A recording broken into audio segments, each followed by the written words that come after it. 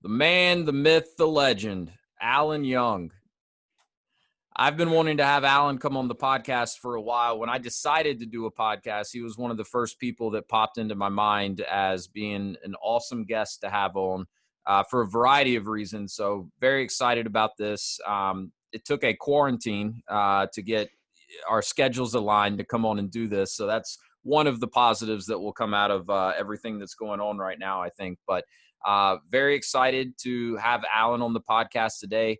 Allan's someone that's had a huge impact on my life and my career up to this point. He's absolutely been a mentor of mine and someone that I now am privileged to call a friend as well. So Allan would tell you that he's an intensely focused entrepreneur that's occasionally warm and friendly.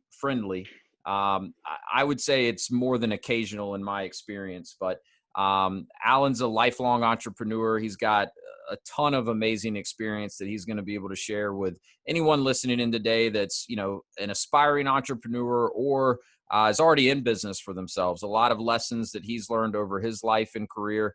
And I know he's going to be able to share a lot of amazing insight with us today. So, Allan, thanks so much for dropping in on the Path to Freedom podcast with us. Thanks for having me. We started planning this or talking about it a month ago where, none of this stuff was happening. So it's definitely an interesting world. I think way more interesting. We're going to have a lot more to talk about than we would have a month ago, or a lot more interesting stuff to talk about. Yeah, absolutely. It's definitely, I think, giving everyone some perspective and hopefully, causing people to really stop and take account of everything that we have to be grateful for, things that we so often take for granted. So I think that's also another positive that will come out of this. At least I hope so. Absolutely. So, well, Allan, you and I originally connected or met when you were the CEO of ShelfGenie, which is a company I worked for several years doing franchise sales and development. Then my wife and I ended up becoming franchisees with ShelfGenie, which we are still involved in that business at the franchisee level today. So you're one of the original founders of that, and that's how you and I connected. But, even before ShelfGenie, a lot of entrepreneurial ventures in your career. And now you're involved in some other very interesting ventures as well. So I want to get into a little bit of all of that today, but maybe start off just by giving us, kind of a quick overview or background of your entrepreneurial career, up to this point. Sure. So I'll try to make it brief. I would say my first 10 years of my life, I was very entrepreneurial. From age 5, I started my first business. It's basically a group of kids in our neighborhood where we would go around and I would go and ask for jobs in front of, excuse me, we're going to have to edit out some of this audio. I do have a cough. It is not the coronavirus. Not coronavirus. All right, good. It happens to be Atlanta allergies. Everything's covered in yellow around here. So when I started my first business, I was 5 years old, and there were a number of kids in the neighborhood. There was probably like 15 of us, and we were all playing outside, very different than today. If you're in your 40s, you probably remember that, maybe in your 30s. And we were, we'd do all kinds of things. We're kind of bored looking for things to do outside. And one of my neighbors had asked if I would pull up weeds in his backyard, and he was going to pay me $5. So I asked my friends if they wanted to help. They did. We got $5. I said, let's go to other houses. So I started knocking on doors, and I was a little bit like the Verizon guy. I had 10 to 15 kids standing behind me just following as I'm you through the streets. Yeah, I'm knocking on the door saying, do you have any jobs for us? And, almost everybody would give us something to do outside, pick up sticks or pull weeds or rake leaves or something. So we would do that and get $5, $10 and go on to the next house.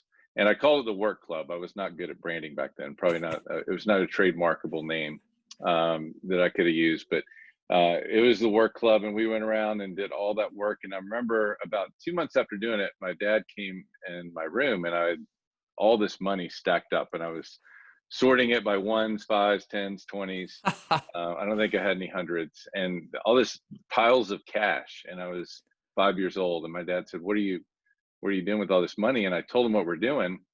And he just looked at me and said, how much are you paying the kids?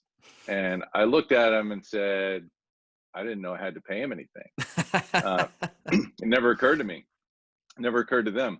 they were just happy to be a part of the group. So They after were that, part of the work club.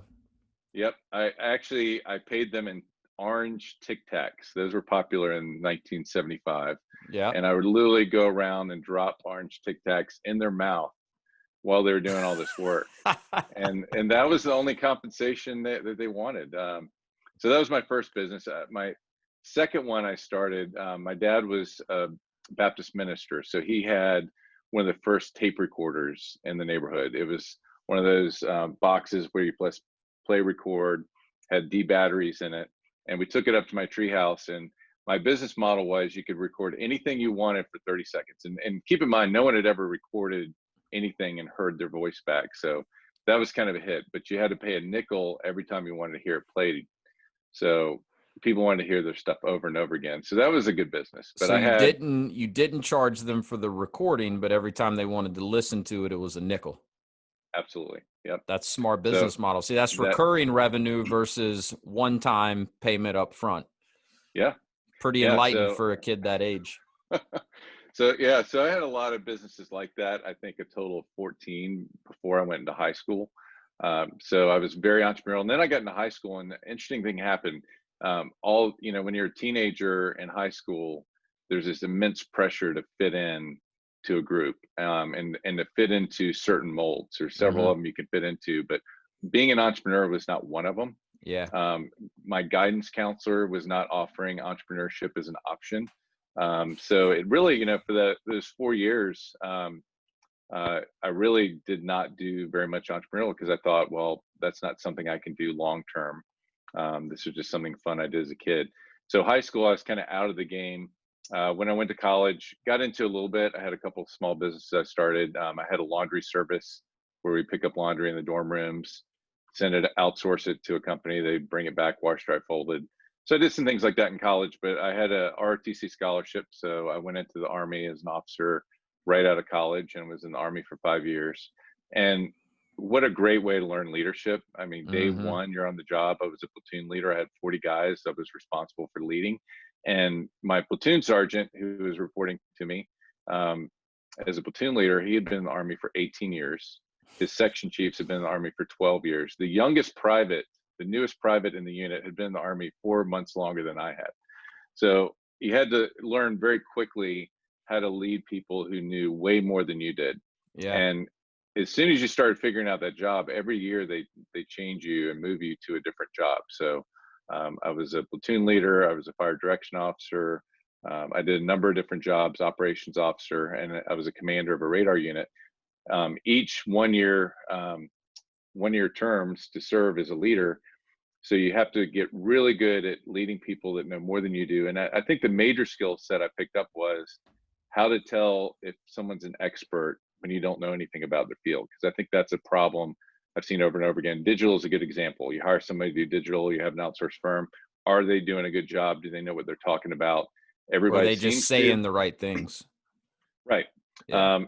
And being able to determine that, it really comes down to just asking dumb questions, asking a lot of questions, and you can start to figure out if they know what they're doing and separate those that know from those that don't. So Yeah. I learned quite a bit of that. Got out of the active duty in '98 and started several businesses, two of them. So successful from a financial perspective. And then in 2005, I got a note from the Army saying, you're still a reserve officer and we're deploying you to the Middle East. You have about 6 to 12 months to get prepared. So I had at that point a heating and air indoor air quality company I'd started. We're just we just finished our first year and we did 1.3 million in revenue our first year, 37% net profit in the There you first go. year. And our sales were probably we're going to double our revenue in the next year. So sales were growing, all the metrics that you would say this is a successful business. So I looked at it and I had 25 employees who couldn't last more than a couple days without me. That was the Right. kind of business I was running. And I couldn't even, I remember we went to Disney World for a week and I had to come back early. I was on, right before I was coming back, I was on a phone call with one of my installers who's in a crawl space and answering questions that I shouldn't have to answer. And while my wife and son were on the It's a Small World ride, I remember that very vividly. So I came back, from that, and I determined, how am I going to sell this? Um, I have to sell it because I can't run it. As you can imagine, there's a lot of people who were interested in it, had a lot of interest, and instead of getting a multiple of profits, which is typically how you sell a business is profitable, Yep. I got a multiple of 0. Ended up that the only person that would take it was going to take it on a full earnout, which means they don't pay anything up front, and they pay you typically on the revenue of the business over time. So if it performs like it should, then you get paid very well. 4 months into my deployment, they were out of business. And the reason they only wanted me to offer an earnout was, they said, out of the 1.3 million, you did 950,000 of the sales yourself. Your best sales guy other than you has a 40% close rate. I had a 78% close rate. So if he'd run all the appointments, you would have lost money. Wow. You have a 300% turnover rate was the other comment I got. It's 75 W-2s and 25 employees. So turnover is really high, which it typically is in, paying $12 to $15 an hour home improvement companies, especially if you don't know how to hire. Yeah. I was hiring. One of the mistakes I made was, I'm a really good sales guy by nature. I love to sell. And if I was interviewing you to come work for my company, I'd spend 30 to 60 minutes selling you on why you should join. And I remember we were operating out of the basement of my house in the very beginning. My wife would hear me interview. She's like, "You're just selling them on it. You're not even interviewing anybody, asking if they qualify." Yeah. So that was one of the reasons I had such bad turnover. I was really bad at hiring. I was really good at selling on the opportunity, which I think is very important for an entrepreneur. And that's what we're typically good at, is you start day one, you have no sales. That's your only problem. And you sell yourself out of it. If you can't, then you don't have a business. So I was really good at sales, not good at operations, not good at all the things you need to do to do that successfully. So really hard lesson for me to learn after spending all that time developing a profitable business. I worked 16 to 18 hours a day because I thought I was supposed to. Yeah. My analogy on that was, when I was in the Army, I ran a lot of marathons, did a lot of stuff, and about 4 years in, my feet were really hurting a lot. I could barely walk after I go on a run in the morning. I had to put on my combat boots, and really difficult to walk around. So I finally went to the Army podiatrist, and he looked at me and said, "I can tell you what your problem is. You are a size 12 and you're wearing 10 and a half size combat boots." Jeez. And those were the boots that they issued me when I joined the Army. They just give you, they guess your size and give them to you. And he said, "Doesn't it hurt, all this time wearing those boots?"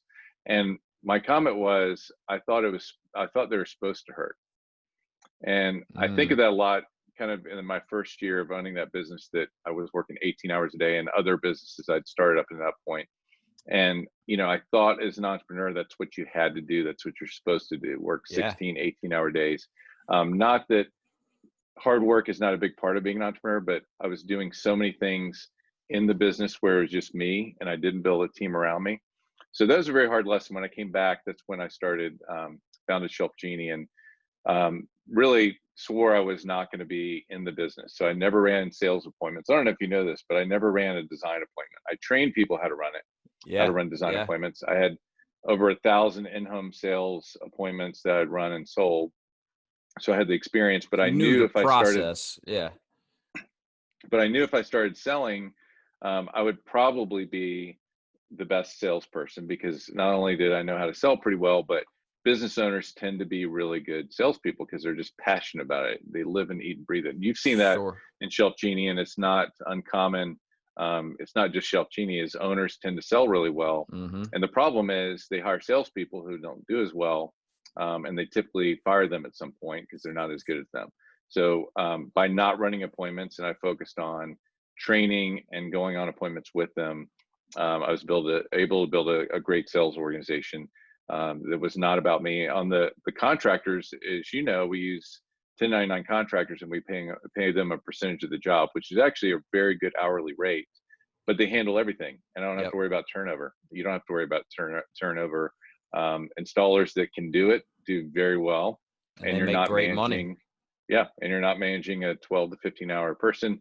And because the model works really well, you can pay them well and not have to worry about a $12 to $15 an hour guy that may or may not show up the next day.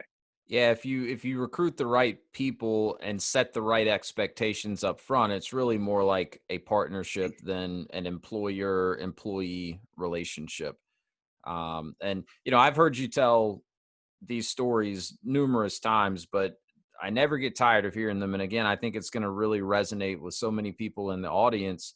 Uh, but I mean, what a valuable lesson for you to learn. And yeah, you learned it the hard way, by not being able to sell, a very profitable business for a multiple of the profits. But you were able to take that lesson into everything you've done since then and everything that you'll do going forward. And, I really have benefited from those lessons as well. I remember when I first came to work for ShelfGenie, you told me to read the book, The E-Myth Revisited, Right. because that was a challenge that ShelfGenie had with some of their franchisees, certainly not all, but some of their franchisees, they were working in their business instead of on the business, which is Yep. exactly what you were doing in this air quality business that you started. And not only is that not scalable, it's Right. also very hard to exit the business when the time is right. Um, and so for me, reading that book, hearing about your experience, I mean, it couldn't have been more helpful for me coming into the role that I did with Shelf Genie, where I was trying to find great new franchisees for the business. And I had to make sure that people really understood that, as a franchisee in this business, it's not your role to do it all yourself, right? It's Right. your role to build a team and then empower that team to handle the day to day operations. And then your role is to make sure they keep getting better and make sure that the business keeps growing. So that's been a huge lesson for me. That thank you. I was fortunate to kind of learn vicariously through you, and not have to go down the exact same path. But no, I think it's such a good story that applies to just about any business, right? If as Yeah. the owner of the business, if you're doing it all yourself, then you're never going to be able to scale that business beyond a certain point. And then good luck trying to sell it when the time comes. Right. Yeah. There's never been a lesson in business, I think probably in life, that I learned through success. I've only Yeah. learned through failure. So sharing those stories, and you've heard that story many over and over and over again, as you and I did Discovery Days with Shelf Genie, and anybody else in Shelf Genie who sat through those has heard. I have a finite number of stories. I just tell them over and over again, especially and really only the ones that have to do with failure. No one wants to hear about how everything went great, Right. because you don't learn anything from it. Yeah. They want to hear about the struggle because that's where you learn, and I had lots of them, and I love to share those. And basically, an entire Discovery Day, all I would talk about was my failures. Those are the stories that I wanted people to hear, and I would say, everything here at Shelf Genie was built on my failures and what I learned from them, and it's really helpful. So I think you can learn. I'm a huge fan of failure, embracing failure, and we can talk more about that. Um, but you don't have to always learn the hard way. You can learn from others. That's why I love reading biographies.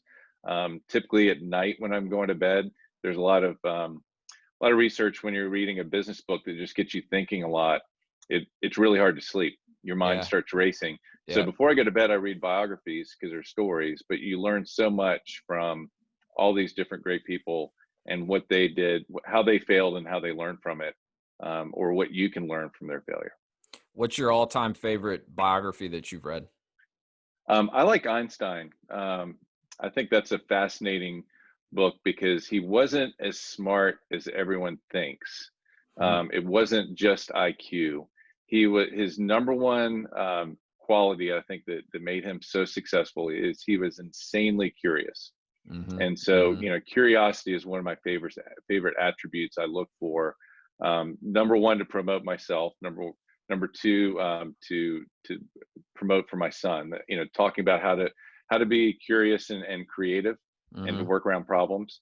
But that's really how he was so successful. Is he would think in his mind all these thought exercises about all the different things that he turned into, very good theories. He would think about what happens if there's an elevator in space and there's no gravity and someone's in it, and all these things started to happen. So he was and then he would turn that into a scientific theory because he could imagine and visualize all these different things. So I think curiosity is super critical, and that's the reason that's my favorite book. And he's one of my favorite people to study because and the failures that he went through.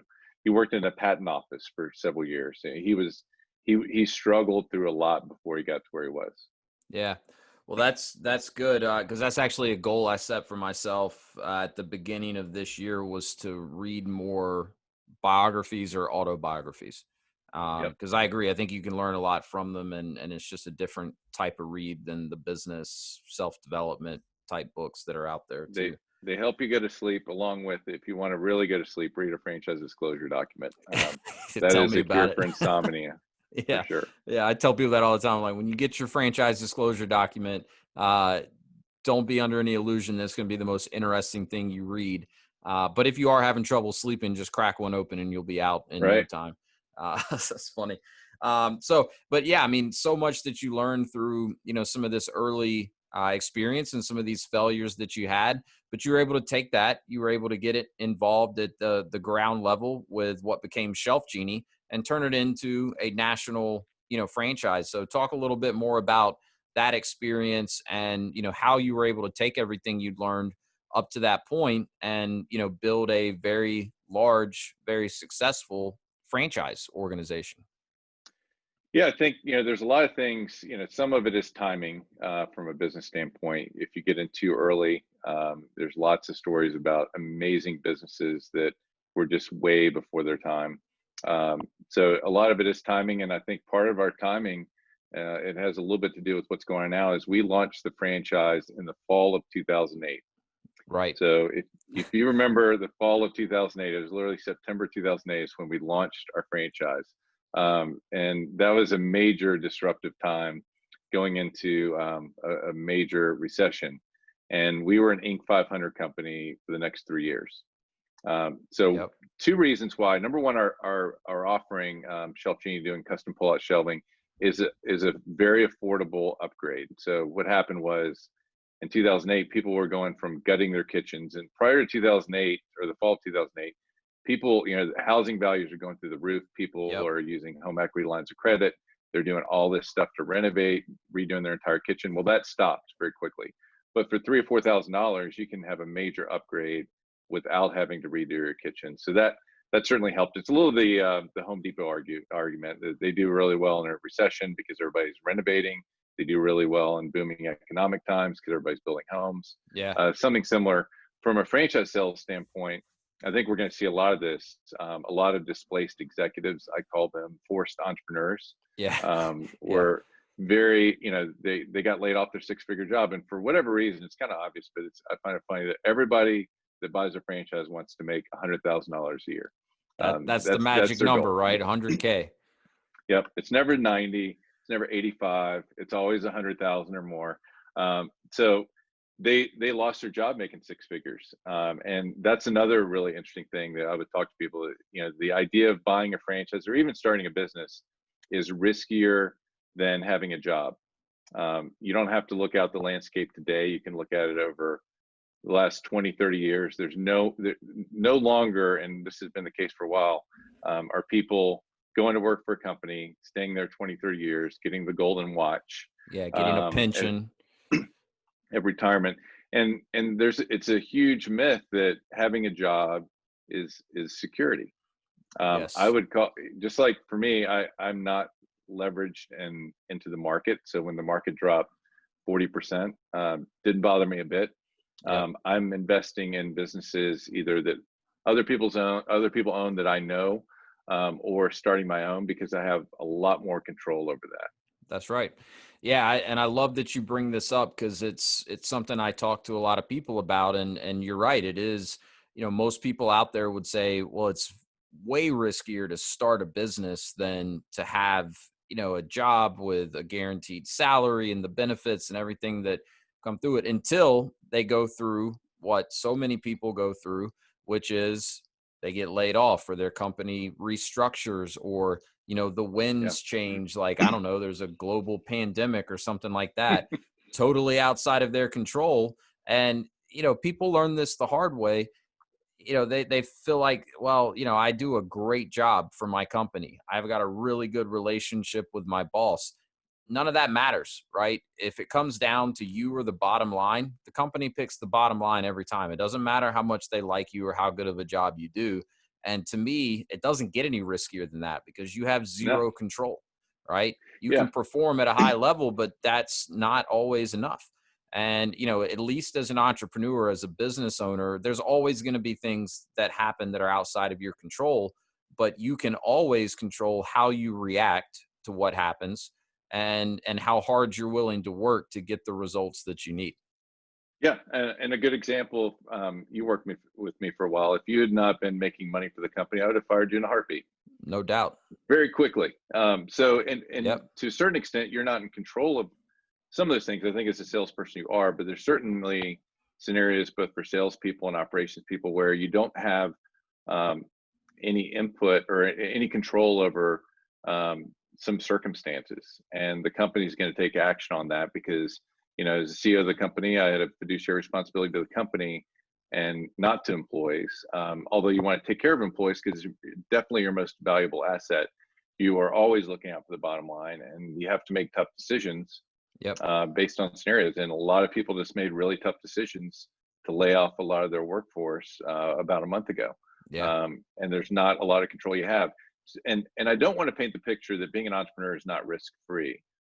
You just have Sure. a lot more control over it, and you can pivot. Right now I know a lot of entrepreneurs that are struggling in their businesses, but they can pivot. I've started. I've several businesses I own before this. I've started 4 new ones in the last 2 weeks to take, to look at the current landscape. There's a huge amount of opportunity. This is the most exciting time to be an entrepreneur. I've not been this excited in a decade or more, probably since the fall of 2008, about the prospects for starting up a business or buying a franchise, which I'm also involved in as well.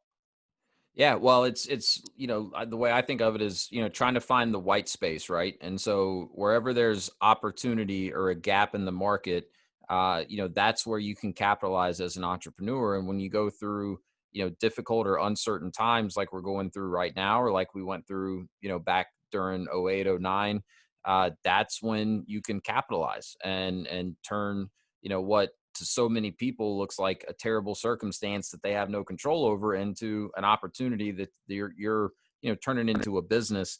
I saw something online a few days ago that was companies that started and came out of the Great Recession. You've got companies like Uber, Airbnb. These are Yeah. massive companies today. They started, ShelfGenie wasn't on that list. I would argue that they should be starting in the same time frame, but they looked around at the current landscape and they found opportunity and they capitalized on it. So I would Yeah. And agree. you're, I think it's a very exciting time. And I think that, everything going on right now is going to cause a lot of people, either out of necessity because they were laid off or because they are just realizing that as an employee, they do not have as much control. And they're going to take a closer look at what they can do to give themselves some more control. Yeah, starting a business now or even getting a franchise, the advantage is number one, the current landscape, so you can pick better opportunities, just like picking good stocks, like Hmm. Zoom. I own Zoom. I bought some stock in Zoom because I think it's going to do pretty well. Everybody knows on Zoom. Everybody don't know, I'm telling them to get on Zoom. Literally, my Probably, 3-year-old daughter has her first Zoom conference call tomorrow. yeah. Um, my wife and a bunch of the moms from their preschool got together because all these kids miss each other. They haven't been going to school. So they're getting like, I don't know, 9 or 10 3-year-olds together for a Zoom conference call. Yeah. So if the 3-year-olds are Zooming, I'd say it's a pretty good stock to have. Yeah, and by the way, I'm not a an investment advisor at all. Zoom is actually extremely overvalued at this point, but I put some money in on it. One of the few stocks that I own that I bought in the last couple months, or the last month, because I think it's pretty interesting. But just like that, when it comes to businesses, which is where I'm focused, you can pick better businesses based on the landscape. But as importantly, I think when you start these businesses, you're starting it in this current world, And for ShelfGenie, we started fall of 2008. That Hmm. was the only world we ever knew. So we were able to build on the current environment versus a lot of companies that became bloated during really good times. Yeah. Have a lot harder time pivoting. I think it's interesting. A number of the CEOs I've talked to, the first people they laid off almost immediately were what I would call the B players, Yeah. the ones that they knew they should probably get rid of, but it's just uncomfortable. And why bother when things are going well? Well, and this Um, kind of gave them an excuse or an out almost to get rid of people that they probably already knew they should get rid of or should have already abs- gotten rid of. Absolutely, and I think that'll continue. So, Yeah. and also when I say B players, a lot of people are B players because they're not in the right company or in the right opportunity. I don't think there's B player people. I think there's players, just like if you're really good at baseball and we throw you in a basketball game, Right. you're probably not going to perform as well, really as well. Yeah, just not in the right seat or in the right role. Yeah, But I mean, my wife and I were talking about this the other day, just with everything that's going on and how grateful, we are to be in a franchise business. Because if we were in this business on our own, like, we'd still be okay. We'd get through this, but it's just nice to have the resources that you have, especially when you're part of a strong franchise organization. I mean, right. something as simple as other franchisees all over the country that are going through the exact same circumstances, right? So if nothing else, you can get on the phone with them and talk to them. Hey, how you feeling about this? What are you doing? What are you Brainstorm doing? I some think ideas. What are you doing to adapt to the circumstances? I mean, with Shelf Genie, I think we've had at least one system wide conference call a week since all of this has kind of started. And, so you have yeah, these resources behind you that you would not have if you were in business completely by yourself. And that's, it might sound cliche, but one of the terms I've always loved to explain franchising is, with a franchise business, you're in business for yourself, but not by yourself. And I right. think this is a very good illustration of why that can be so powerful. And I think that's huge. Basically, what you're experiencing, and this is why I'm a big fan of buying franchisee versus being a franchisor. I think it's so much easier to be a franchisee than being a franchisor. I am way too old to be a CEO of a franchise company now. It's exhausting. That's probably why I didn't shave for this, is to see all the gray. There's Well, one I hair just in figured here it for was your quarantine beard. I'm kind of growing it. mine out. It is. But as you can see, there's one gray hair in here for every franchisee um, that's ever come to the system. And franchisees are great, but they're afraid. I mean, I think fear is what all entrepreneurs are afraid. So being a part of the system definitely helps with that. Yep. What are you doing? I think it's a great question. If you're going out and starting a business on your own, I learned this lesson late. I was too busy being an entrepreneur to know about entrepreneurs organization, EO. Hmm. And I'm involved in YPO, Young Presidents Organization, which has 28,000 CEOs around the world. Yeah. And we're in forums and groups and sharing best practices and ideas, just like you would in a franchise. Yep. So entrepreneurs have that opportunity. You just have to go uh, You've join got to those seek it groups. out. You've got to Yep. seek it out. And you have to do the same in a franchise. I mean, just because the resources are there doesn't mean you're going to get all the benefit unless you're proactive and you take advantage of them. What Um, is so shocking is that the ones that struggle the most are the ones that are not talking to anyone that's right. at all. And it's just shocking. And I would have these comments. That's really where the gray hair comes from. It's not like franchisees like you. It's the ones that are not doing that. And it's really simple. You know who's performing. Most franchises at this point have metrics that you can see real time for how everybody's performing Hmm. and all their key performance indicators. And just not picking up the phone. And I think it's a very fixed mindset. They don't want to fail. They don't want to make mistakes. They don't want to try anything new. And it really becomes an ostrich scenario. They just stick their head in the sand and cover their eyes, cover their ears, and it's just fear. Fear drives them into a point of inaction.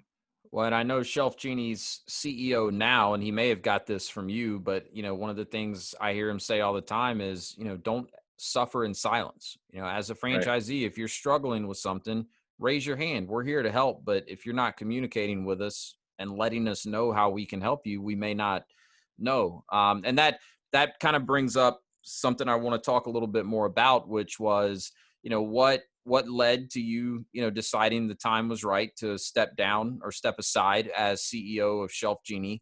And now what are you spending your time doing? I mean, you've already mentioned you've got a couple very new ventures. And you've also alluded to the fact that you're, starting to invest in some businesses at the franchisee level. So, expand on that a little bit. What kind Yeah. of led to the decision to step aside and get involved in some other opportunities?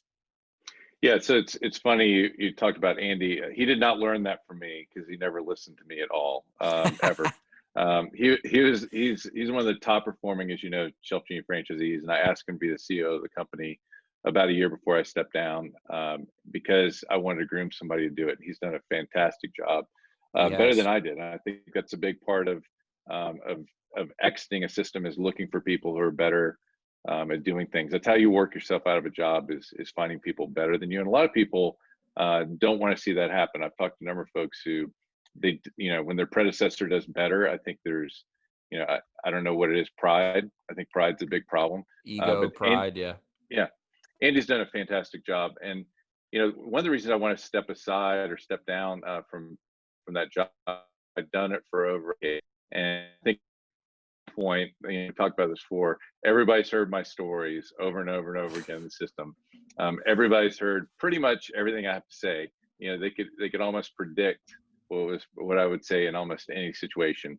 And I would have franchisees that call me, what you're going to tell me, but here's the deal, and I want to hear something new. Or they would kind of preface it with, I know what you're going to say. So I think Right. at some point, and really it is an exhausting, difficult job. I will say this now, not being a CEO of a franchise, I'm still owner in ShelfGenie and other franchise systems, but being a franchisor is very, very difficult. And being a CEO of any organization, it is the toughest job. I do not hold the title of CEO.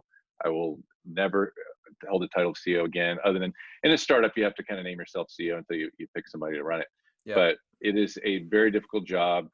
After doing it for a decade or more in a franchise system, it was definitely time to hand it over to Andy, because he's done a great job. But it is exhausting, because you're really, if you empathize, which I think you have to be highly empathetic Hmm. as a leader in general. If you empathize all the time with every franchisee, which you need to, it's mentally and physically exhausting, because you're feeling their pain, you're feeling their fear, and there's only so many things you can do about it. Yeah. So I think that's a major reason. And so what I'm doing now, and the other thing was, I wanted to spend time on myself and my family. When Yep. I joined YPO, that's one of the things I learned from very successful CEOs is, you have to balance to some extent. There's no such thing as perfect balance, but Sure. um, focus on yourself. I don't think many CEOs or business owners allow themselves to focus on themselves. They think that's selfish, but I think it's very much like, put your oxygen mask on first. You can't help Right. other people. And there's definitely a link to performance as a leader if you don't have your stuff together, personally or with your family. So Yeah. I just chose to focus on personal and family. I've got a 17-year-old. Several years ago when I stepped aside, he was 14, and I had spent a fair amount of time with him. He and I go backpacking and spent a lot of time, but I was definitely engaged, highly engaged with my time. Being a CEO of a franchise system, you just can't work your way out of that. So I just chose to spend more time with him, spend time with myself. So I started paragliding, free diving, doing all the crazy stuff I've always wanted to do that my key man insurance policy when I was CEO of a company would not allow me to do. Right. Uh, Yeah. so I've spent time doing that, doing startups, and really mentoring. So I mentor a couple CEOs of companies, and I don't charge for that. It's been fantastic, especially when you don't charge for it. It's just a lot of fun. Yeah. And I've built some really good teams in the companies I own now, where I'm not actively involved. I have an hour and a half call with each of the CEOs of my companies every week, Yep. highly productive, and they can go figure it out. I think that's one of the challenges I had a leader. One of them was um, telling people what they need to do, coming up with ideas. As visionary entrepreneur, I have 20 ideas a day. Only one of them is good, maybe Right. two, very low percentage. But the problem is when you're leading people and you're CEO of a company, as much as you tell them, don't listen to all my ideas, it's just ingrained in them from probably grade school. Listen to your teacher, then listen to your boss, a very corporate mindset.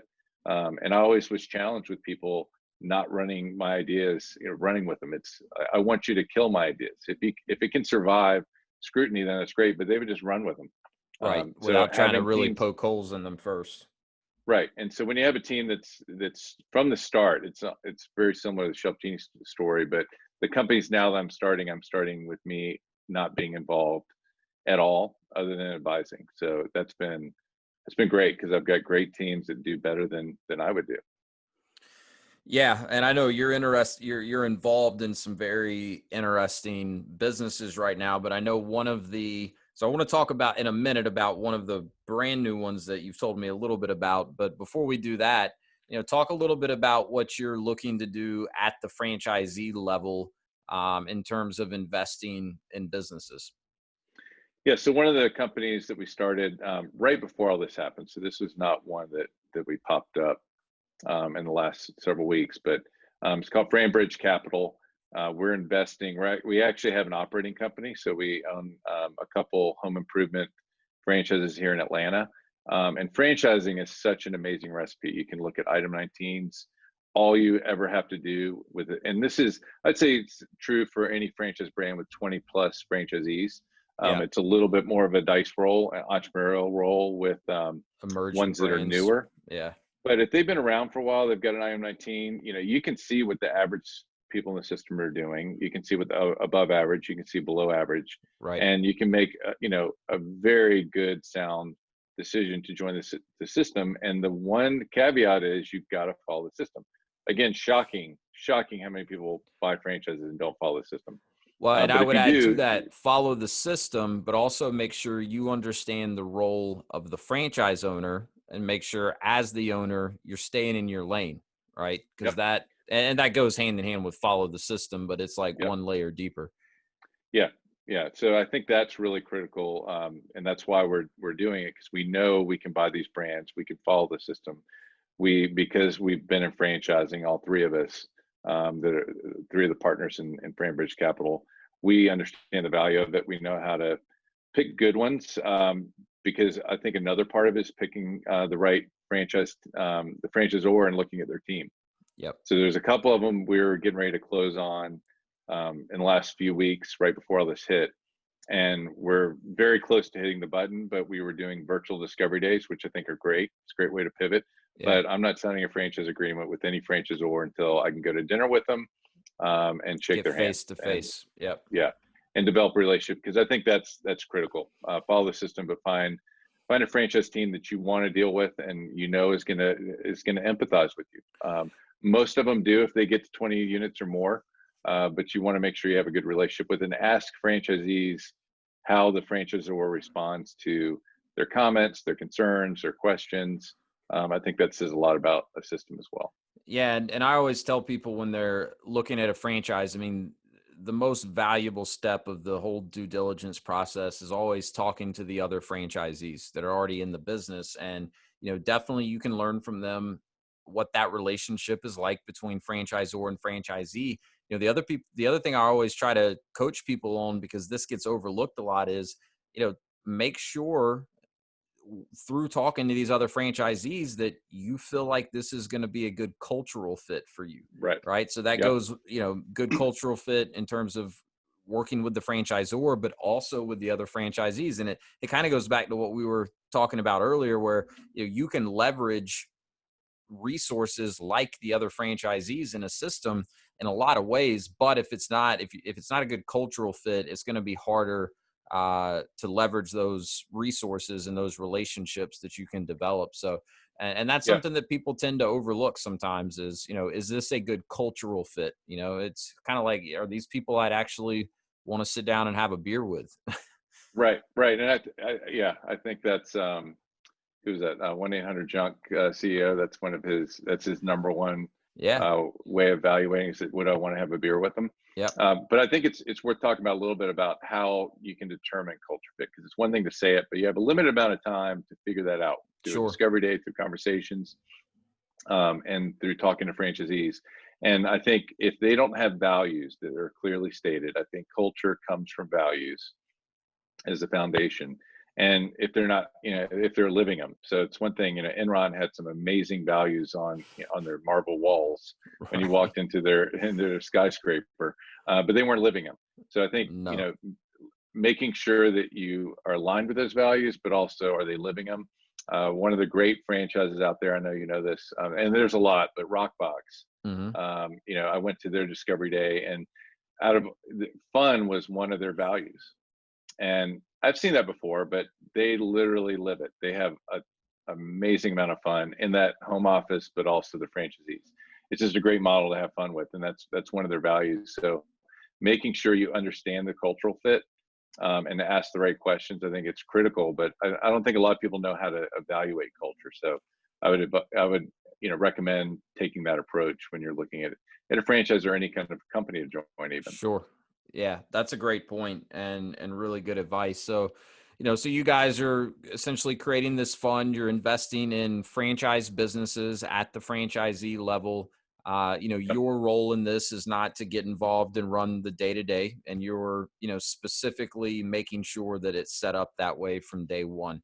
That you're kind of removing yourself as a potential bottleneck in any of these businesses. Yeah, I Um, do tend to be a bottleneck, and so yeah, we've got an operations company we got a great leadership team that's going to be operate. We're operating franchise businesses and buying them here in Atlanta. So we've got a centralized operations team that's focused on home improvement franchises that we're looking at, and they're running it. My job is really looking at deals and evaluating franchisors. That's what I've come to be good at, because I know a lot of the franchisors and I know how to do yep. that. And running a franchise or a franchise location, I do know one thing is follow the system, follow the system, follow the system. We've had 20 plus franchisees in ShelfGenie that failed over the last 15 years, at Yeah. least 20, probably more. And every single time as they're failing and they're going out of the system, they're saying, you don't understand the South Florida market. You don't understand Detroit. Detroit's my favorite example. We had three franchisees that struggled, and that owned Detroit, and they said, you don't get it. And this was legitimately during a time where, they were saying, Detroit's a war zone. It's not even the US, it's a third world country. They're not picking up garbage in the streets. Right. Pretty bad news. But there's a great market there. And every single time as we get someone to buy that franchise location that was underperforming, and every single time it performs, which I think is really interesting. The people buying it buy it knowing it's not performing. They can see why it's not performing, so they buy it and they follow the system because they've seen the example of it not being followed. I've never seen one resold where they struggled, like the previous franchisee, really struggled to perform at a good level. It's so true. And, I think it's probably the same with most, if not all, other franchise businesses out there. It's not the market, it's the franchisee. Are they following the Or the system? economy. I think now is an interesting time when businesses are shut down. So, Yeah. but that's not even the economy at this point. I do think there's going to be some economic challenges, but for Shelf Genie, we didn't fall in that scenario. Like talked about before, we were a small, affordable upgrade, and we had lots of franchisees who were successful during that time of a recession. So, the first thing they want to, and we would literally have franchisees saying, I had a bad month because the stock market went down this month, or GDP growth. Like they just pull stuff out that has nothing to do with their scenario, and it's not happening in any other data point in the system. Right. So, looking at data and realizing that it's not all these different things. It's not location. It's not necessarily the economy. If other people are doing well, there's certainly businesses that in the past and going forward for sure are not going to work as well because of the new economy. But if other franchisees are doing well in the system, follow it. That's You right. you do not have a localized economy that's any different than anywhere else. Yeah, and that's, I guess, where I was going earlier when I said it's about following the system, but part of that is making sure that you understand what your role as the owner is, and that you're staying in Right. that lane. I mean, I've seen it with ShelfGenie, like I know you have. Most of the owner, now I would say all of the owners that have ever struggled in that business, the probably the biggest reason for that was that they were working in their business, not own it, right? Yep. If they would have followed the system, they would have really understood that it's not their role as the franchise owner to go out and make all of the sales. It's certainly not their role to be out installing pull-out shelving, right? Their Right. their primary role is to develop a team. And I know the way you think about that is it's recruit, train, and mentor, right? Yep. And instead of doing that, they just tried to do it all themselves. And that's a hamster wheel that can be very difficult to get off of. And I think that applies to most businesses, unless you're a solopreneur or consulting or something like that. Um, so And that's part of following the system, though. yeah, and I think I want to underscore a point we made earlier. Can you, and I'll ask you a question. Can you think of a franchisee that struggled, that was picking up the phone and calling the top people in the system, which all the top people in the system take calls from all the franchisees. They're not hard to get a hold of. And I never saw one that was doing that. So I think that's a big part of learning. And in the very beginning, our first 10 to 15 franchisees, we were figuring it out together. And I remember I had 3 calls with 3 different franchisees who were struggling to sell right out of the gate. And it's pretty terrifying. If I know our Seattle franchisee, his first, I think, 20 appointments, he only closed a couple of them. He's one of the top performers in the system now. Yep. But he called me, this is over a decade ago, saying, and he was trying to, I think, put a brave face on. He's like, I ran my first 20 appointments, only sold a couple of them. And I know what he was thinking. He said, he's thinking, I spent all this money to buy this franchise. What happens if I can't sell? Right. What happens if I can't do it? There's a huge amount of fear. But he took action. So I think it's, fight or flight. He decided to fight and figure it out. And the advice I gave him was, call these 3 franchisees that are doing well and talk to them. And he did it. He got off the phone and he took copious notes. In fact, that document in some form is it's still around in ShelfGenie. The notes he took about how to, best practices on how to build a business and how to sell and how to build a team. Yep. He spent hours doing that, and he's one of the top performers in the system. And it's because he chose to do that. But fear is crazy. I remember the indoor air quality company I had, we did 1.3 million in sales. I was very good at selling, but I remember a time where I had 2 days of probably like 4 or 5 appointments, and none of them sold, which was very odd. And we typically sold in the home Mm-hmm. at the time. And so I started thinking, well, what happens if I don't sell any tomorrow? And what happens if I don't sell any for a week? What happens if I don't sell any for a month? And within a microsecond, I was living on the streets, destitute. My wife had left me for a Yeah. much better looking man who had a lot more money. Right. My Who my knew my how to child sell. would my child was never going to talk to me again because I've ruined his life. All this negative stuff that you just go to. You go to the worst possible scenario. And my experience has been that never happens, especially if you're willing to pivot and you pull your head out of the sand or don't put it in the sand, and you're able to look at things objectively. So, I think fear, the main way I overcome fear is to use information and data and make logical decisions and to fail quickly. I'm a huge fan of failure and embracing failure, but I love to fail fast. Right. And, that doesn't mean shutting down your business. Sometimes it does. We shut down a business last year that was actually profitable the day we shut it down, but we saw the next 6 to 12 months that it wasn't going to be. Right. And there wasn't a good path there. We could roll the dice, maybe get there, but we failed fast. We failed early, and first business I've ever shut down that was profitable. But we failed very early. So I think that's a big part of it is, getting comfortable, being uncomfortable. That's another big part of fear, and that's why I love freediving. I love paragliding because I have 2 major fears. One is drowning, and one is falling and dying. So paragliding and freediving address those fears that put you into those fears, Definitely but you checks those learn through, boxes. yeah. But I spent 45 hours of basically flight school to become a paragliding pilot. Love Are to be you a pirate robbing one and day. looting other paragliders? I think that'd be a lot of fun. That's a great idea. How do you jump from your, I don't know, what do you call it, a paraglider to their paraglider? Yeah, That's well, risky. I paraglide with the motor on my back, so I can fly around and swoop down and pirate stuff. I'm Yeah, gonna get you a pirate hat and send it to you, and I want to see that you're wearing it next time you go right. paragliding. Yeah, so spending all that time on getting my license, I mitigated a lot of the risk, a significant amount of it. So if you look at the number of people that die of accidents that went through that training, it's very, very low.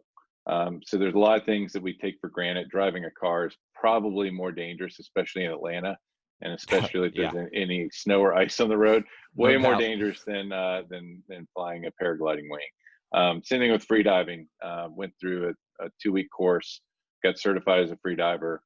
Over 10,000 competitive free dives and only 2 or 3 deaths. Yep. I think so very small. Same thing with skydiving. If you look at the statistics on skydiving, it's safer than a lot of things we do every day. But we have this fear, and I think overcoming the fear is mitigating risk. That is one of the things I learned in the Army. We would do very risky training exercises, and as a commander and as an officer, platoon leader, my job was to mitigate as many of those risks as possible. So I learned to mitigate risk from the military, and I think it's super critical when you're running a business or just being an employee and running a division of a company or Yeah. a small unit. Well, I love this subject because I mean, fear is something that we all experience, right? I mean, that's part of what makes us human. We're wired, to experience fear, and in a lot of ways, it's a healthy thing, right? It keeps us alive in a lot of cases, but Yeah, it's also probably the single biggest thing that holds people back. yeah, Is they're afraid, they're afraid to get uncomfortable, they're afraid to try new things. Um, and they get paralyzed, and it prevents them from taking action, in a lot of cases action that they know they should take. yeah, And I like what talk about, and I know this is something that you really helped me understand over the years, that there's a difference between failure and fear, because I think a lot of times what people are afraid of is failure. But yeah, if you realize that failure is not a bad thing, right, it's actually part of learning and growing, then that removes one of the biggest things that typically we are afraid of, and keeps us from doing what we should do. yeah. I Um, think failure is critical in businesses. We just launched a website, e-commerce site, about a week ago, and the last 4 or 5 days we started marketing. There's been a lot of failures that I'm super excited about because we learned. I spent a lot more money up front to go through those failures more quickly than over a longer period of time. How do we learn really fast? Which is, how do we try things, fail, adjust? It's really critical. The question I ask people when I'm mentoring them, and especially entrepreneurs, is what are you really afraid of? What's the fear coming from? And there's really, I think, two things that most entrepreneurs are afraid of, whether you're a franchise owner or you've started your own business, is the not being able to get more stuff. You know, right. that's number one fear is I won't be able to build that pool in my backyard. I won't be able to buy that nice car. I won't be able to go on that, do that, buy that thing or do that thing. Which is pretty crazy if you really think about it. And I think one of the CEOs I talked to, he said, last couple weeks going through all this, he realized how unimportant all the stuff is he accumulated. He's a really successful guy. He's got a lot of stuff, but it doesn't really matter. And I think pride is another one. Embarrassment of failure. Yeah. You can fail at a lot of things in life. You can apply to law school and not get in. You can do really bad on your LSAT or whatever, and no one has to know about it. If True. you fail as an entrepreneur, whether not just your business failing, but make a public failure, that's public. Everybody knows about it. You can't hide that failure. So I think embarrassment, which is really goes down to pride. Yep. Those are the two reasons I think business owners are the most afraid of things. Is very rarely, if you're buying a franchise business or if you're starting a business, If you're starting it and putting all the money you have on the line, meaning if things go horribly wrong, you're going bankrupt, then you probably, that may not be the best opportunity. Or if you're okay with it, I'm a huge fan, as you know, of stoicism. And the basic core tenet of stoicism is not being attached to anything. Yep. Not having this attachment, being able to deal with loss of stuff. And it's really a mindset. So if I lost everything today and we had to move to a 1-bedroom apartment, and I had to go, work at a convenience store, or have 2 or 3 jobs to figure stuff out, I'm okay with that. It's not what I'm shooting for. It's not my goal, but you can, if it absolutely comes down to it. Yeah. And, in my mind, it would be pretty darn interesting. I love interesting stuff. I get bored really easy. So that would be a really interesting thing. And I know that I would come out of it. I think Henry Ford was asked the question, what if you lose everything? He says, not a big deal. I know how to do it all over again. Yeah, So, true. That's pretty critical. Well, so you may or may not know this, but so as part of this podcast, I'm releasing an episode every Monday. I'm doing a shorter form solo episode, and it's going to be Mindset Monday. And a lot of what I have already talked about and will talk about on those Mindset Monday episodes is, kind of centered around Stoic philosophy. Right. And, so the very first Mindset Monday episode I did, I talked about an exercise that I learned from Tim Ferriss. He's actually got a great TED talk on this. He calls it fear setting, right? But it's kind of getting at the question you said you like to ask people that you mentor, which is, what is it that you're really afraid of? You identify it, you define it, and then you really brainstorm, what is it that, number one, you can do to prevent this from happening, right? That you're so afraid Right. of. And you list that out. And then you also define, what can I do to recover from this if it does happen? And, I'd say 95% of the time people actually go through that exercise and they realize that, okay, even in a worst case scenario, it's not as bad as I initially imagined it being in my head. Right. And I can take some pretty, easy, practical steps to recover from it, even if the worst case scenario does play out. And Yep. in that TED talk that Tim Ferriss does, he quotes, I think is it Epictetus, Stoic philosopher? Mm-hmm. I'm pretty sure it's his quote, but the quote is, "We suffer more in imagination than in reality," which is so true. Yeah. And it's like you said earlier, you went, 0 for 4 Yeah. in-home sales, and then within a millisecond, you're homeless, destitute on the street. It's amazing how our minds can really, really run and turn something that's pretty unrealistic in the first place and just blow it totally out of proportion. So I think that's Yeah. part of it too, is just understanding that, there's a lot of times a big difference between what we conjure up in our minds and what's actually realistic. And Yeah. keeping that in perspective, I think, is a big part of overcoming fear and taking action. That's one of my favorite quotes. I think it's Seneca, actually. But there's so I think it much you is can learn Seneca. from Stoicism. If you go through, you can read some of the Stoicism actual stuff that's written a couple thousand years ago. It's a great read, but there's also some really good books. I think there's Stoicism, like a 365 day. You read one a day, that goes through a couple of those quotes, talks about it, kind of Yep. unpacks it. Well, you Yeah. got Ryan Holiday, who's an author today, and he's got probably at least 5 or 6 books out that are all based on Stoic philosophy. Yeah, a majority of my book that I'm writing has got a lot of Stoicism in it, and the other one that's very similar is Carol Dweck's Mindset. Yeah, I think that's got a lot of kind of Stoic thinking in it. Fixed mindset versus growth mindset. Being afraid of failure very is the much. biggest Yes. thing that holds people back. Yeah, it's a good topic. I mean, I'll honestly probably have to have you come back on for another episode where we can talk nothing about, fear, overcoming it, mindset, all of that, because, it's something we all deal with. And, in my line of work, helping people, get into business for themselves, it always presents itself, right? That Right. fear, that uncertainty, that doubt. And, to your point, when you're talking about the free diving and the paragliding, it's not that you want to take an uncalculated risk and just totally roll the dice.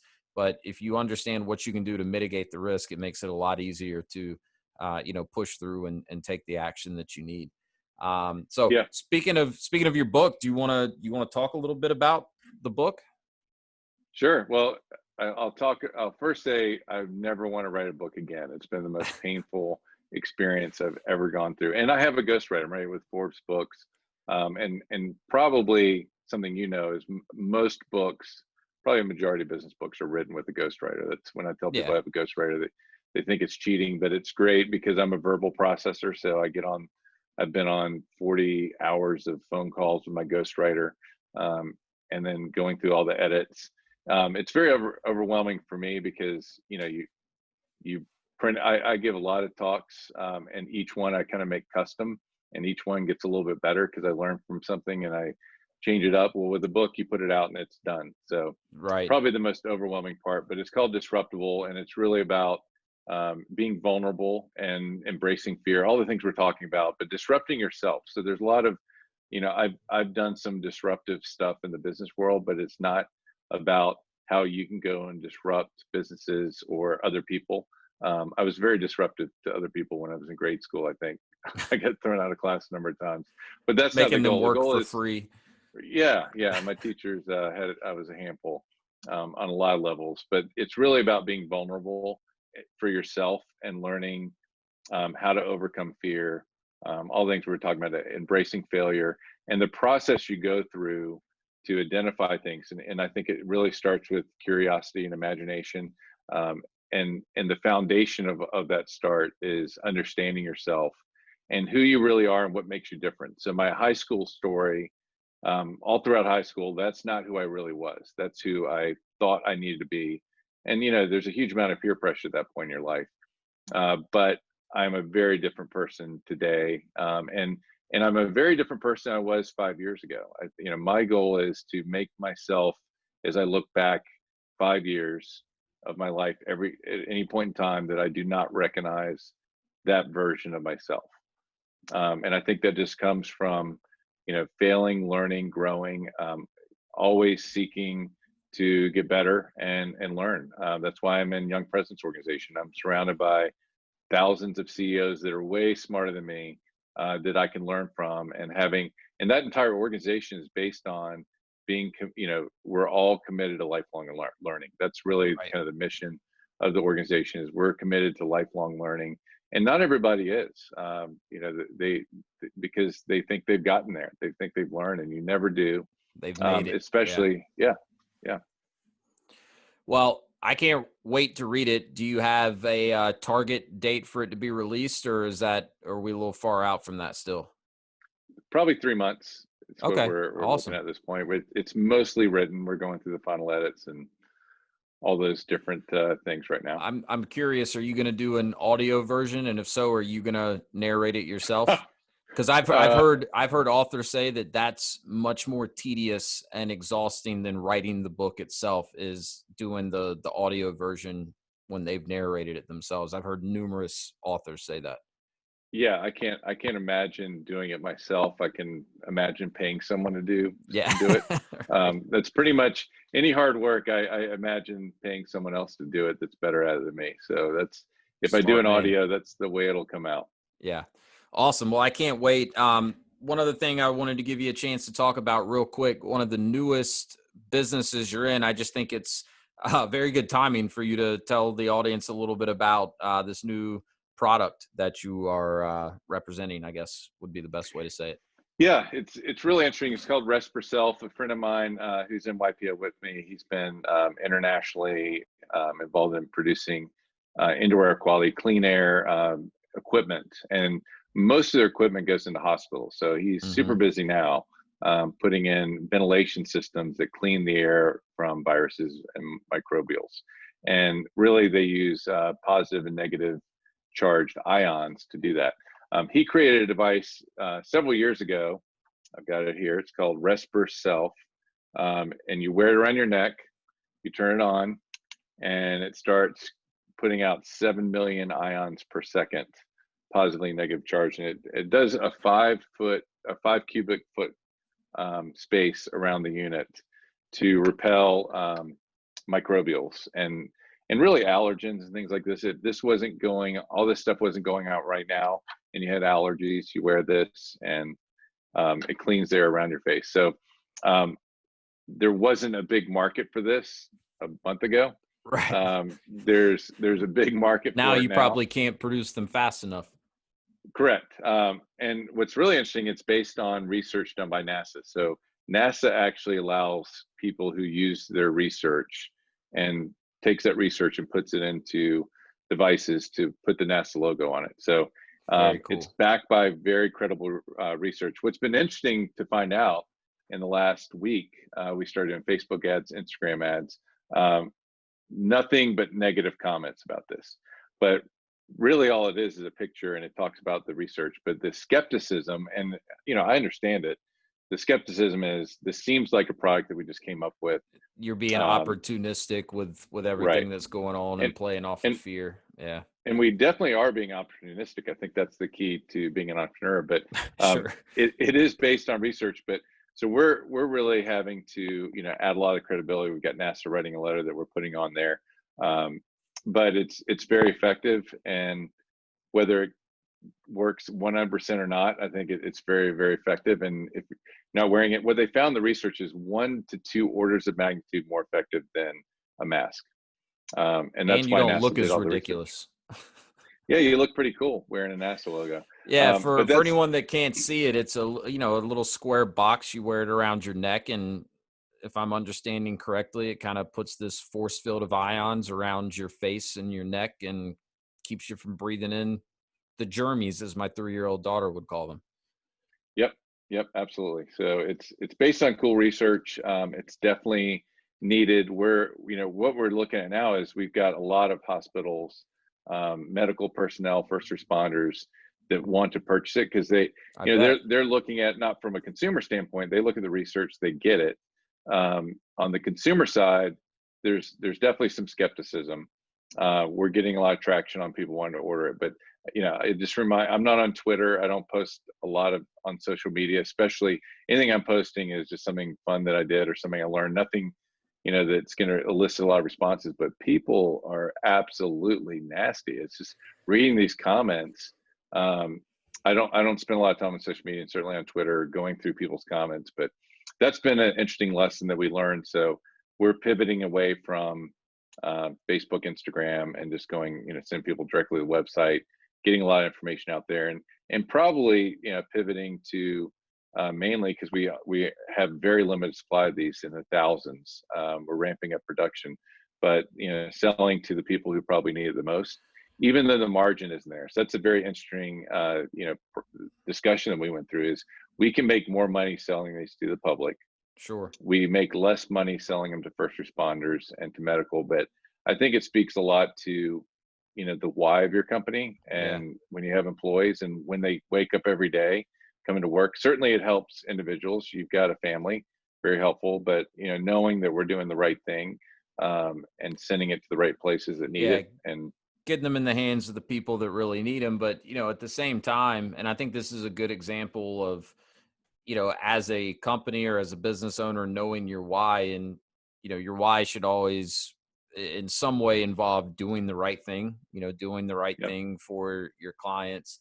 And usually if you do that, the other results you're looking for, revenue, profits, all of that, tend to follow. So you guys get these things in the hands of the healthcare workers that really need them. It's a great thing to do, but it'll also give you credibility for the product, right? It'll I think over time at least add to the credibility of the product itself. So that's super cool. So we'll put it in the show notes, but what's the website? Where could people go to learn more about it's resperself.com. So RESPR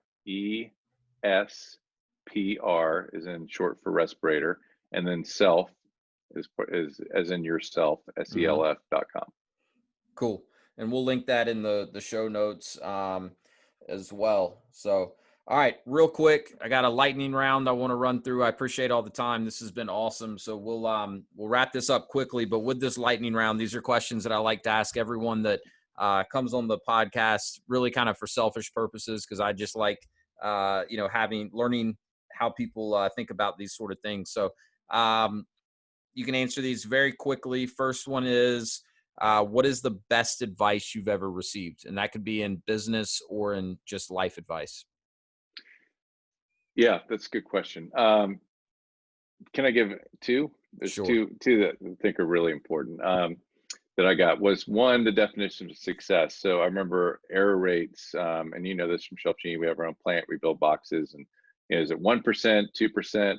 And I asked my mentor, who had been involved in manufacturing for years, said, "What should we be going for here? What's a good number? 1%, 2%, 0.5%?" And he said, "The number you should be going for is one that's better than yesterday." Oh yeah. And that just sunk in. It's obviously, it's really just continuous improvement, but that just made a ton of sense to me. Yeah. And then the other one that I love is the definition of wealthy. Okay. Because how much is enough? Is it 1 million? Is it 2 million? Is it five? Is it $500,000? What is being wealthy? And the answer that made the most sense to me was where your passive income equals what it costs to live. And I think that was really helpful because that's different for everybody. And one of Sure. the decisions that my wife and I made a long time ago is to really watch our standard of living. Certainly as we've had more success in business, we've increased it some, Yeah. but live in a pretty normal house, pretty normal life, and I have a relatively low cost of living, and I was able to achieve that a couple of years ago without knowing that. To me, wealthy was never, you make 1 million, there's always people who make more. Sure. And then you make five, you make 10. It doesn't really matter. I think it's really, and I think Path to Freedom, your podcast, that's what it's all about, is Yep. the freedom to live your life, to do things you want to do, where you're not waking up going, this is a job. I love everything that I do every day when it comes to business. I've got the freedom to go paraglide, free dive, do the things I love doing, and spend time with my family. Yeah. Couldn't agree more, but I haven't heard it put that way in terms of the definition of wealthy. I like that a lot. This is one I think you'll have a good answer for. Do you have a morning routine? And if so, do you mind sharing that with us? I do. I love reading all the morning routine postings of all the successful CEOs and what they do every morning, and it's super interesting. My morning routine is I don't have a morning routine. I'll just own it. I'm all over the place. Sometimes I wake up early. I've got to go in for a meeting, or I'll wake up early, go work out with my son. I like working out right before dinner is my preference. I will sleep in if I have the opportunity. So Yeah. I do not have a morning routine, and I'm not promoting that. I think morning routines are great. I've had them for periods of time. Yeah. So, but I've not found one that I fell in love with. I'm very much a night owl. That's when I'm most productive. Is I stay up late. I Yeah. learn a Me too. lot. I think a lot. It's quiet. It's very similar to the quiet time you wake up at 5 in the morning, and it's dark out, no one's up. Same thing occurs at 1 a.m., That's 2 a good a.m. point. It doesn't have to be a morning routine. It could be an evening I, I routine have or an a, I have an evening routine. Yeah. yeah. So when I had a guest on the podcast a few weeks ago and I asked her that question, and she said, no, I don't have a morning routine. I just try to get up early so that I have several hours to myself so I can read, so I can just have some me time before I jump into the craziness of the day. She has kids and all that. And I said, so you do have a morning routine, right? Right. It doesn't necessarily have to be this very structured where you do everything minute by minute the same way every morning. Her routine was she wanted to make sure she woke up in time to have 2 hours minimum to herself to spend however she wanted to Yeah. before the demands of the day started, pulling her in various ways. And so I was like, you do have a morning routine. Right. And Um, I have a morning routine. Instead of 6 to 8 a.m., it is 12 a.m. To 2 a.m. which is also technically morning. So It is spot on. technically morning. Yeah. Beautiful. Still doing cold showers? I have not done a cold shower in a couple months. So that's another good example. I did that for 3 months. I typically like to try things. I just love trying different stuff. Yeah. I'm a big fan of the cold showers. I've replaced that with, for free diving, I do breathing exercises. Breathing So breath holds, exercises. Yep. things like that. So that's my my go-to and has been for over a year now is breath hold, and it's very relaxing. There's actually some yoga breath hold type stuff. I don't do the yoga version, but that's my thing now. Yeah, that's cool. I've been wanting to get into some of that. I still do the cold showers. Love it. It's become a daily part of my morning routine. I've probably only missed 3 in the last like year and a half. But The problem is once you stop doing it, so I did it for 3 months and I stopped doing it. it's hard to get back in. It's hard to get back in. After you do it for 3 or 4 or 5 days, it's not that bad. You just get used to it. But I find things like that really interesting because it just reinforces the fact that you can get used to any environment that you want to put yourself in. Absolutely. Yeah, it's great for that. What book are you reading right now? I never read one book at a time because I'm completely ADD. So I'm reading 2 right now, The War of Art and Freakonomics. I'm reading Freakonomics for the 3rd time.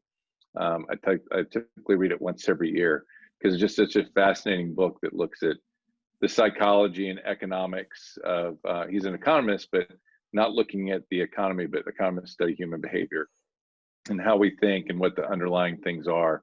Absolutely fascinating. And The War of Art is really about how to be creative and how to look at things very differently and overcoming resistance. If you're creative, I've definitely struggled with this in my book, is the resistance to start.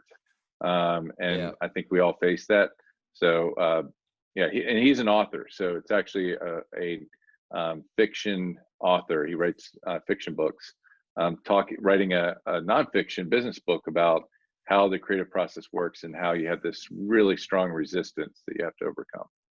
Yeah, that sounds interesting. I've read Freakonomics, and I like how you seem to track how many times you've read books like I have. Like, I'm such a nerd when it comes to my books. I keep a spreadsheet, so I've got it year by year, tabs at the bottom of it, what books I've read. And if it's like I'm reading 4 Hour Work Week for the 4th time right now. So I've got that noted in my spreadsheet, 4th read, or if I listened to it or read it. My wife thinks it's hilarious, but how many books do you read a year? all right. So my goal this year was 50 for the year, which would probably be the most I've ever read in a year. So yesterday ended the first quarter, and so I'd set a goal to do, I think, 13 books for the first quarter. I did 19. Nice. Yeah. Now I'm cheating a little bit because I'm including books I listen to on Audible, and Sheldon, who you know as well, Sheldon got me onto Audible probably like a year ago. And he's like, look, man, the trick is put it on like 1.8 to 2.0 speed and you can just crank through books. So that's what I do. I listen to it on like 1.8 and, I can crush a book in like a day and a half. Yeah, I haven't gotten Audible. I have heard that before, doing the speed thing on it to get through them more quickly. But yeah, it's good. But I've also found that some books are best, at least for me, to like actually have a hard copy of and read. If it's something where you want to be able to underline or highlight, or if it's a really heavy book where you're going to maybe, reread, some of it for it to really sink in. Not every book is, in my opinion, Audible, ideal for Audible, I guess you could say. But some definitely are, some, you can pick up everything just fine listening to it. I will say if the author has a British accent, I got to bump it down to like 1.4. I can't do it on 1.8. So keep that in mind too. But no, I like Audible a lot. It's helped me get through a lot more books. And so, yeah, I'm, cruising for 50 plus so far this year. How about you? I've done, can you hear me? Yeah. Yeah, my headset may be going out soon. I like 50 is a good number. I've had 50 for a year. I set 75 as a goal, and I got to 72. And I good. really didn't feel like reading 3 books the New Year's Eve. So yeah, I missed that one by a little bit, but I think 50 is solid. I think that's a good goal, and I've kind of learned that I also like to read other things. I'm a huge fan of Harvard Business Review. Yeah, that's an amazing publication. Bloomberg Business Week literally comes out every week. It's got fascinating business articles. So I do spend some time reading other literature that's not an actual book. Sure. Yeah. That's why I've given myself permission to not be solely, looking at how many books can I read. Although I think 50 is kind of my minimum. Yeah. I'm going to read at least 50, but then the rest of it doesn't have to be, Doesn't have business to be a books. book. Yeah. Yeah. Right. Especially this day and age. I mean, there's so many different ways to get good information. It'd almost be silly to limit yourself just to books. The other thing that, because I used to, when I would start a book, I would plow through it, even if it was a book that, I realized I wasn't enjoying or wasn't really getting anything out of. And, I've kind of cut that out where, if I get a third of the way into the book and it's just not really resonating with me or I'm not into it, it's too many good books out there to read. I'll put it back on the Right. shelf and go find something else. I read a book on how to read books, which is pretty fascinating, pretty That funny. is, yeah, But it talks about that. It talks about, usually in the first third of the book, you get the point. yeah, And then you can kind of skim through it and pick out other parts. And you can tell by the title, the paragraphs, the headings, you can skim and then go deep in the areas that work for you. So I think that's a really good point, is reading a book cover to cover, word for word, is not always the best way to approach it. once you pick up on an author's style, you can a lot of times read faster. Like some authors, they really, really elaborate. So you pick up on their style and you can like skip a paragraph or two because they're just using a bunch of adjectives to, reiterate what they're trying to say. So Right. I've kind of picked up some of those tricks as well. So, um, last question, and you already kind of hit on this with your definition of wealthy and some of that, but what is your definition of freedom, and are you living it? Yeah. So for me, it's not having a job. That's been my definition of freedom ever since I got out of the military and started being an entrepreneur. And working for myself. I think that's my goal, is, because everything is technically a job, but not working for someone else. And also, I've become a much better boss of myself. I'm a much better employer of myself than I was the first 10 years, Yeah. even 15 years of being an entrepreneur. So I'm a pretty good employer of myself, because I've just got a different mindset on what I expect out of myself and how I should perform. And one of the things I tell franchisees is, you get two roles as a business owner. One is the owner of the business, and one is the CEO of the business, or Yeah. that's running it. True. And if you don't have a CEO for that business, you need to look at yourself in two different lights. And, I would have this conversation with franchisees that weren't performing. I'm like, if you own the business, CEO that was doing what you're doing. Can you hear me now? Yeah, you're good. Okay. It just switched. My might have to edit this out. It's fine. We can edit that little part out. No problem. Let me see if is the sound the same? It sounds a little bit different on my end, but it still sounds fine. all right, can you hear me now? Yep, that's back to how Okay. it was. All right. Yeah. Luckily I have two. So one went down. Perfect.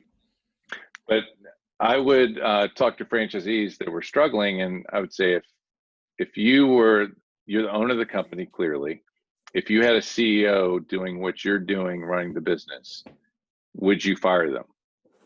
Would Whoa. you, and would you pay them, 100, everybody wants to make 100,000 a year. So would you pay someone else $100,000 a year to do what you're doing? Wow. And That's the pretty heavy. the answer is always no. I wouldn't keep paying them. Because I always say, I'll do your job. If you want to pay me $100,000 a year, I will do all the wrong things that you're doing, because it's you're doing all the wrong things. You can find anybody to do that. But I think that's one of the things that I learned is, and why I'm not a CEO of the companies I own, is, I would probably fire myself, because I know how to find smarter people than myself. Yeah. Well, I like that. And, I would say that my definition of freedom has evolved into one that's very similar to yours, which is, I'm always going to work hard. I think I'd be bored if I didn't have something that, I was working on at any given time. I just want to be able to do it on my own terms, right? I don't want to answer to someone else. And it's not that I'm, opposed to learning from people that know more than me or taking direction. It's just that I want to have that autonomy to be able to spend my time on something that excites me and something that, I want to be spending my time on, not just, for a paycheck. So, And that's what the path to freedom, is all about. So, look, man, and you're really, able to pivot. You're yeah, able to pivot quite a bit, in your current position where you couldn't pivot as much when you worked for me, because we had an entire organization that couldn't go where you wanted to go every day. yeah, Even though you're an awesome employee, you did an amazing job selling franchises for us. Truly amazing. And I'm not just saying that because I'm on your podcast, but well, I appreciate it. so you were doing an amazing job, but you could not pivot and wake up tomorrow and say, I'm going to change the way I'm doing this. You had to run it by me. You had to run it by somebody, and you had to wait. Yeah. And then we're probably not going to give you full autonomy to do everything you want to do because there's other things involved. So I think that's a fantastic way to frame up what freedom is. Yeah. Yeah. Well, look, thanks again. You've had a huge impact on me, and really appreciate you coming on the podcast. I know everyone listening in is going to get a lot from this. So thanks for dropping in on the Path to Freedom podcast. Thanks, Wes.